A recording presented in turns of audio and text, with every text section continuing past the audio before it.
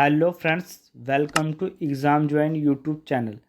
आज का जो हमारा टॉपिक है उसमें हम दो प्रमुख राजवंशों के बारे में कवर करने जा रहे हैं। इससे पहले जो हमारी सीरीज चल रही है हिस्ट्री की, जो प्रेजेंट में चल रही है प्राचीन भारत का इतिहास, तो इससे पहले पाल वंश का इतिहास हमने अच्छे से कवर किया था। अब की हम करेंगे बंगाल का सेन वंश और परमार का मालवा वंश। दोनों को इस वीडियो में हम कवर करेंगे, उतना ही कवर करेंगे जितना कि एग्ज़ाम में पूछा जाना है।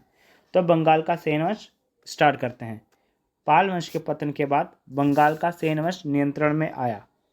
तो सेन वंश जो था सेम उसी जगह उदय हुआ जहाँ पे पाल वंश था, बंगाल में। पाल वंश का जो उदय था वो भी बंगाल में ही था। उसके बाद जो सेन वंश का उदय हुआ वो भी बंगाल में ही हुआ, तो लेकिन ये पाल वंश के पतन के बाद हुआ। बंगाल का सेन वंश, इसके संस्थापक सामंत सेन था। रोड नामक स्थान पर इसने स्थापना की थी, ठीक है, बंगाल का सेन वंश की। वह मूल रूप से दक्कन के कर्नाटक क्षेत्र से थे, ठीक है, लेकिन इनका जो था स्थापना या बाकी चीज़ें बंगाल के क्षेत्र में था। सेन अपने आप को ब्राह्मण क्षत्रिय मानते थे। जो सेन वंश था वो अपने आप को ब्राह्मण क्षत्रिय मानते थे। सामंत सेन और हेमंत सेन, ये दो संयुक्त रूप से 1070 से लेके 1096 ईस्वी तक इन्होंने शासन किया था। बंगाल में सेन वंश का संस्थापक सामंत सेन को माना जाता है, ये आपको पहले ही बता दिया, ठीक है।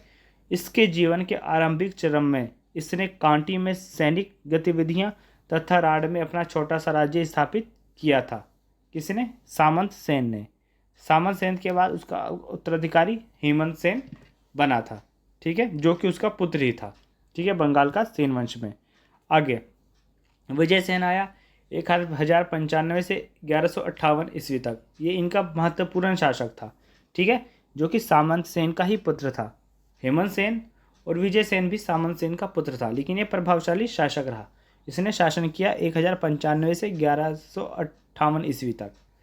विजय सेन इस वंश का पराक्रमी शासक था, ठीक है। कलिंग, कामरूप, मगध को जीतकर विजय सेन ने अपने साम्राज्य का विस्तार किया था। कवि धोई द्वारा रचित देवपाड़ा प्रशस्ति लेख में विजय सेन के बारे में जानकारी लिखती है। अभिलेख क्या है इसके बारे में बहुत अच्छे से आपको कराया है, ठीक है, गुहा लेख, स्तंभ लेख, शिखा लेख, तो उसमें अच्छे से करवाया कि अभिलेख होते क्या हैं, ठीक है, वो भी आप जाके देख लीजिएगा। सभी वीडियो का लिंक आपको इस वीडियो के डिस्क्रिप्शन में मिल जाएगा। विजय सेन से पाल शासक मदन पाल को बंगाल से खदेड़कर अपनी सत्ता स्थापित की। विजय सेन ने पाल शासक कौन? मदन पाल को बंगाल से खदेड़कर अपनी सत्ता इन्होंने स्थापित की थी। धीरे धीरे इनके शासनकाल में पाल वंश बिल्कुल समाप्त ही हो गया था, बिल्कुल समाप्त हो गया था धीरे धीरे करके। विजय सेन ने विजयपुरी और विक्रमपुरी नामक दो राजधानियां स्थापित की थी।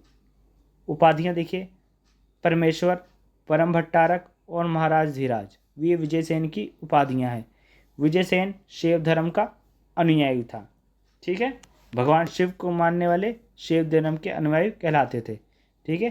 तो विजय सेन शैव धर्म का अनुयायी था। बाकी शैव धर्म का इतिहास जो वीडियो है शैव धर्म का धर्म के बारे में, तो उसमें आप देखेंगे हमने शैव धर्म और वैष्णव धर्म के बारे में अच्छे से किया है। इसके अलावा हमने बौद्ध धर्म, जैन धर्म और भी जो महत्वपूर्ण धर्म है हमने कवर किए हैं। पूरी प्लेलिस्ट आपको मिल जाएगी, आप जाके देख सकते हैं। बल्लाल सेन 1158 से 1178 ईस्वी, तो बल्लाल सेन, तो बल्लाल सेन विजय सेन की मृत्यु के बाद बंगाल का शासक बना। विजय सेन की मृत्यु के बाद इसकी उपाधियाँ गुडेश्वर, निशंक और शंकर थी। उसने उत्तरी बंगाल पर विजय प्राप्त की।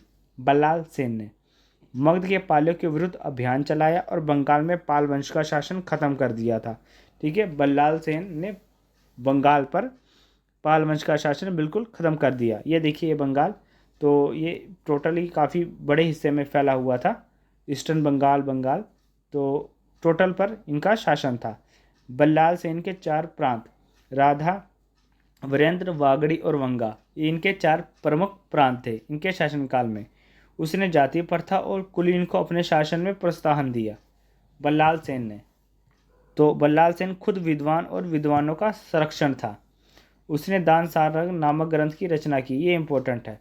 दान सागर नामक ग्रंथ की रचना किसने की? एसएससी एग्जाम में ऐसे क्वेश्चन बनते हैं तो ये पूछा जा सकता है, तो इसका आंसर सीधा बल्लाल सेन होगा। जिसने दान सागर नामक ग्रंथ की रचना की थी। उसने अद्भुत सागर की भी रचना की प्रारंभ किया। अद्भुत सागर की रचना का भी बल्लाल सेन ने प्रारंभ किया, परंतु उसका पूर्ण किसे किया? पूरा लक्ष्मण सेन ने किया था, क्योंकि बल्लाल सेन की मृत्यु हो गई थी। उसका साहित्य गुरु कौन था? अनिरुद्ध था, बल्लाल सेन का। अब आगे और लक्ष्मण सेन आया, बल्लाल सेन का पुत्र, 1178 से 1205 ईस्वी में। तो लक्ष्मण सेन अगला उत्तराधिकारी बना। उसने प्राचीन राजधानी गोड़ के समीप एक अन्य राजधानी लक्ष्मीवती की स्थापना की, जो कि बंगाल में ही था। लक्ष्मीवती की स्थापना लक्ष्मण सेन के द्वारा की गई थी, तो ये इम्पोर्टेंट है। लक्ष्मण सेन वैष्णव धर्म का अनुयायी था। भगवान विष्णु को मानने वाले वैष्णव धर्म के अनुयायी कहलाते थे। संपूर्ण बंगाल पर इसका शासन हो गया लक्ष्मण सेन का। कुछ समय तक उसने, ठीक है, जिससे इसका देखिए साम्राज्य कैसे कैसे फैला था वो देखिए। कुछ समय तक उसके राज्य सीमा दक्षिण पूर्व में उड़ीसा, पश्चिम में वाराणसी, इलाहाबाद तक थी, क्योंकि धीरे धीरे अन्य राजाओं ने आक्रमण करके इन सब चीज़ों को ख़त्म कर दिया था। उसका समकालीन कौन था? कन्नौज का शासक गढ़वाल वंशीय जयचंद, और अजमेर व दिल्ली का शासक कौन? पृथ्वीराज चौहान। तो इनके समकालीन थे। आगे उपाधियाँ। परम भागवत, इसने उपाधि धारण की थी। लक्ष्मण सेन ने अद्भुत सागर नामक ग्रंथ की रचना की थी। श्रीधर दास उसका दरबारी कवि था, लक्ष्मण सेन का, यह भी इम्पोर्टेंट है। हरयुद्ध उसका प्रधान न्यायाधीश और मुख्यमंत्री था। श्रीधर दास दरबारी कवि था, हरयुद्ध उसका प्रधान न्यायाधीश और मुख्यमंत्री था, लक्ष्मण सेन का। आगे लक्ष्मण सेन ने लक्ष्मण संवत चलाया था, ये इंपॉर्टेंट है, ठीक है। तो ये नाम से वैसे क्लियर हो जाएगा किसने चलाया था, तो लक्ष्मण सेन ने चलाया था। उसकी राज्यसभा में 5 रत्न थे, जयदेव, धोई, श्रीधर दास, हलायुद्ध और उमापतिधर। तो इसकी राज्यसभा में 5 रत्न ये थे। 1202 ईस्वी में इख्तियारुद्दीन मोहम्मद बिन बख्तियार खिलजी ने लक्ष्मण सेन की राजधानी लखनौती पर आक्रमण कर उसे ख़त्म कर दिया था। उसके बाद अन्य 2 राजा बने जिनका शासनकाल कुछ समय तक रहा, जैसे विशुभ सेन ने 1206 से 1225 तक शासन किया। उसके बाद केशव सेन ने 5 साल तक 1225 से 1230 ईस्वी तक शासन किया।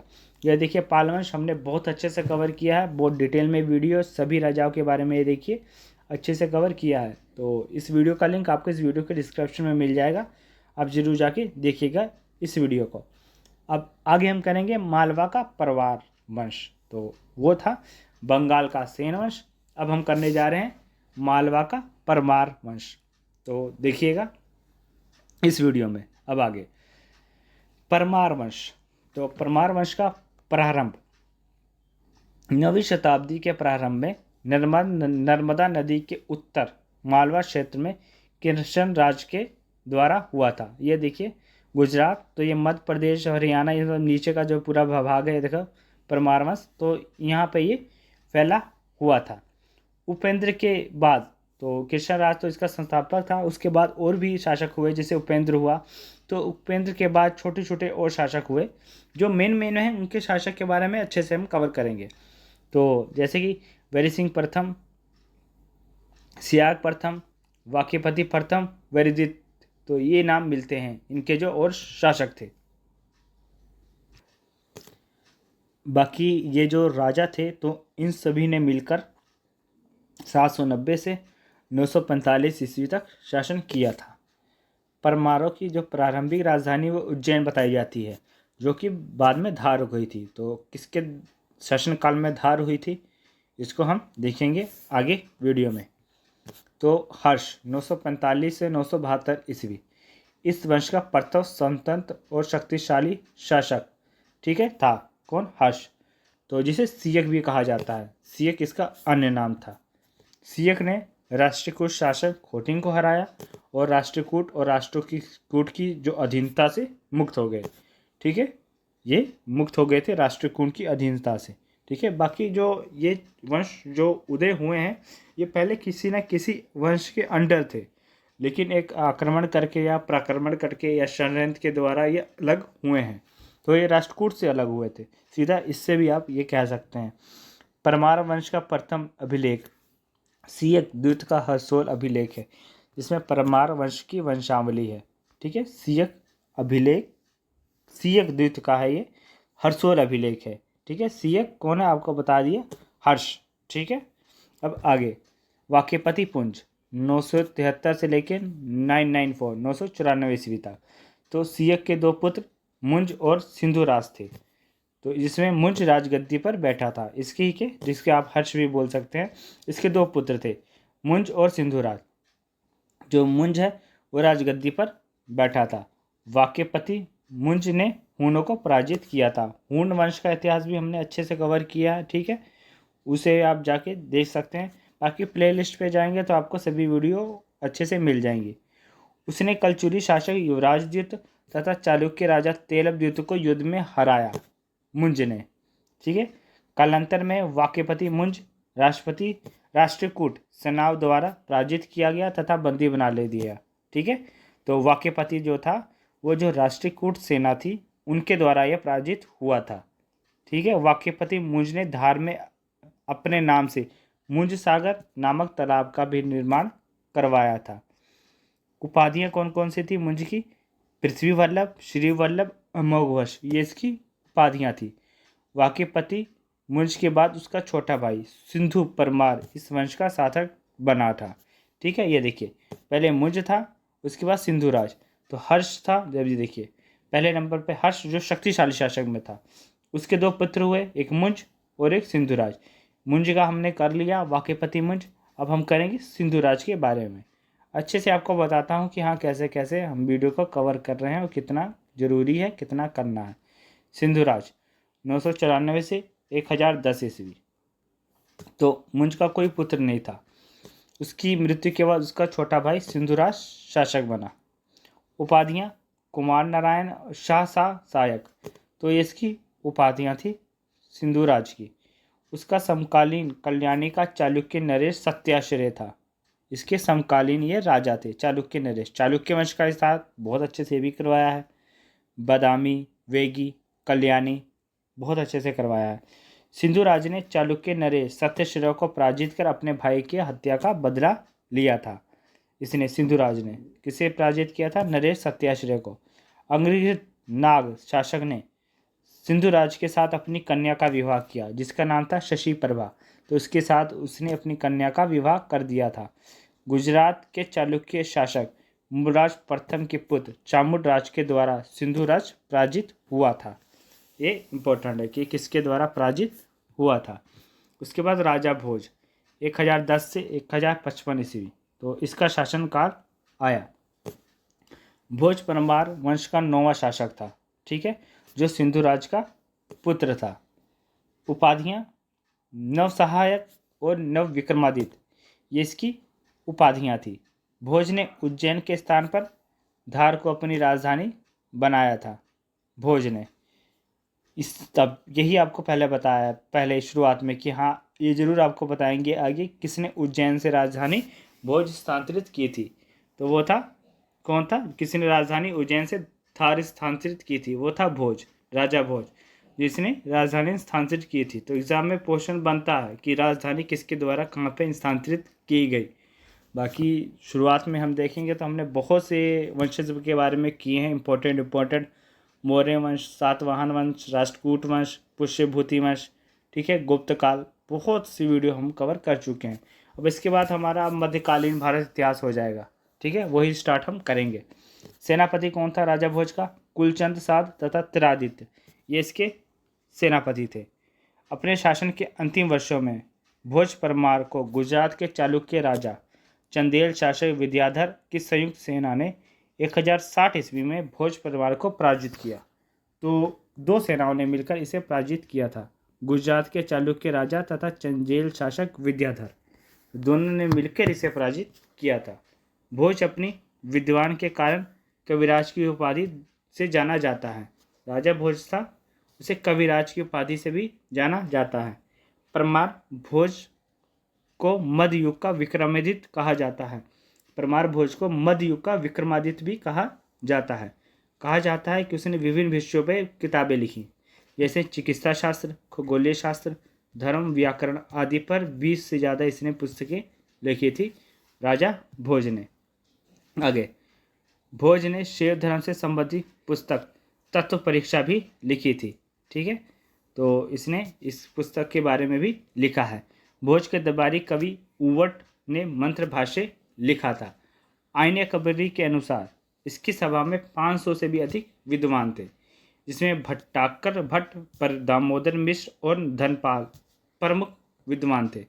भोज की सभा का नाम भुवन विजय था। ये थोड़ा इंपॉर्टेंट है, ठीक है। भोज ने चित्तौड़ में त्रिभुवन नारायण मंदिर का निर्माण करवाया, जो शिव जी को समर्पित है। भगवान शिव को समर्पित मंदिर त्रिभुवन नारायण मंदिर का निर्माण करवाया था। कहाँ? चित्तौड़ में।